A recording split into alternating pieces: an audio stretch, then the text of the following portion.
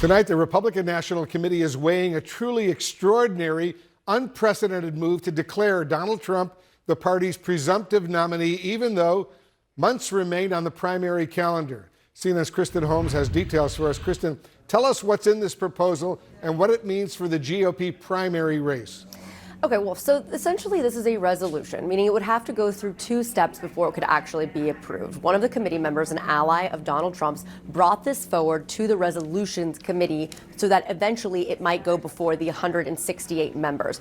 This would be a huge departure from what the Republican National Committee usually does. It effectively says that they would back Donald Trump as the presumptive nominee if this was to be approved, even though Nikki Haley is still in the race. And that's really the key here. That it's not just that it's early, it's that there are still two rivals who are both Republicans. Again, a huge break from how they normally handle the nominating process, which is to remain neutral. Now, the one thing to keep in mind here is that we've already heard from the chairwoman, Ronna McDaniel, also an ally of Donald Trump's, effectively saying it was time for the Republican Party to unite around Donald Trump because he was going to be the nominee. That in itself was already a break. This would take it a step farther. So if this was to get approved, here's what this would give Donald Trump access to. It would give him access to the RNC data operation. He would benefit from the fundraising with the RNC, and it would give him access to the ground operation. Now, we have already heard a reaction from Nikki Haley, spokeswoman, the campaign spokeswoman, saying if Ronna McDaniel wants to be helpful, she can organize a debate in South Carolina unless she's also worried that Trump can't handle being on the stage for 90 minutes with Nikki Haley. Obviously, we know that something Nikki Haley is pushing for is a debate. Donald Trump himself, no indication that he is going to do that. And I will tell you one other thing. There was a little bit of pushback from the Republican National Committee who sought to clarify that Ronna McDaniel herself does not offer up these resolutions, and it still has to be voted on and approved. But again, it is a pretty striking proposal right now, a huge departure from the way the Republican National Committee usually handles this. Usually they're supposed to be neutral until there is an official candidate already declared. All right, thanks very much for that. I want to get some reaction from a key Nikki Haley supporter, the New Hampshire Republican governor, Chris Sununu. Governor, thanks for joining us. Let me get your quick reaction to this RNC draft proposal to declare Trump the presumptive presidential nominee. Yeah, it's absolutely awful. You know, the Republican Party, we like to talk about civics and the process and the voters having the say.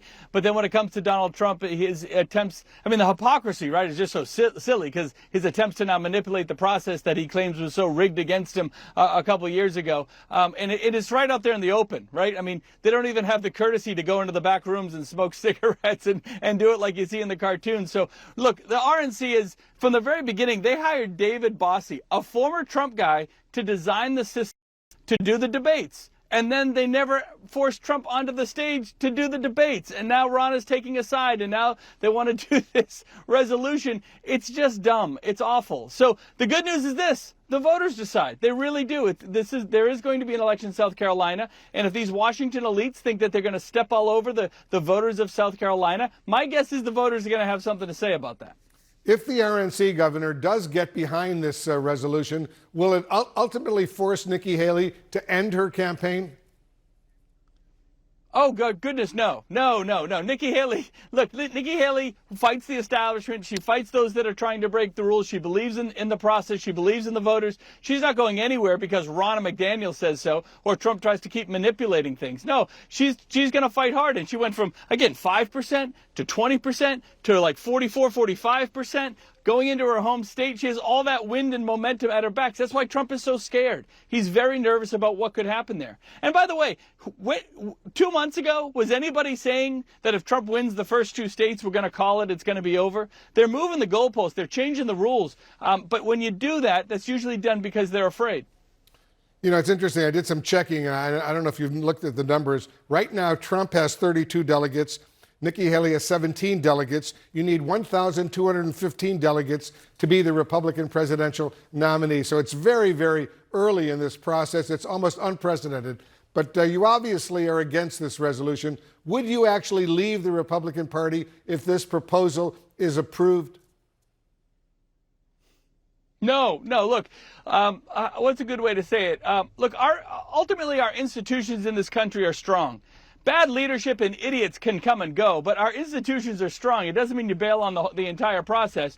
I'm an engineer by trade. I believe in a feedback response system, and if they try to step on the voters and remove the process and change the rules, I'm a strong believer that that's when the people step up and say, no, we want big change here. So you got to let this stuff play out. I'm hoping that they'll still be smart and back away from this idiotic idea, because it just sets such a bad precedent for the party, for the nation. Ultimately, it would hurt any of whoever the nominee is ultimately in the general election. It would just hurt the party, hurt our candidates. Would all have to be explaining and answering for this kind of nonsense. So I feel pretty confident that bad ideas can come, but hopefully they'll go even quicker. Yeah, let the voters decide in the primaries and the caucuses.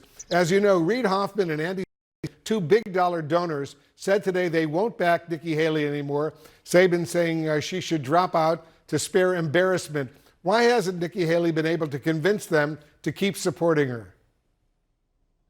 Look, those are just two of many. I mean, she's with big donors today. She raised millions of dollars in small dollar donors in just the past 48 hours. So, no, the money is coming in. There's no question about that. The donors are with her. The voters are with her. A lot of the big dollar folks are with her. And that's maybe one of the frustrations that Trump has. He tried to threaten people. If you give money to Nikki Haley, I think he said you're not part of the MAGA community. Which God knows what that means, right? You don't get a discount on Trump steaks or something. I don't know, but the point is the money is coming in to Nikki Haley, and that's why he's nervous. She's got momentum in her home state, and she's going to have the cash to fight for the next month.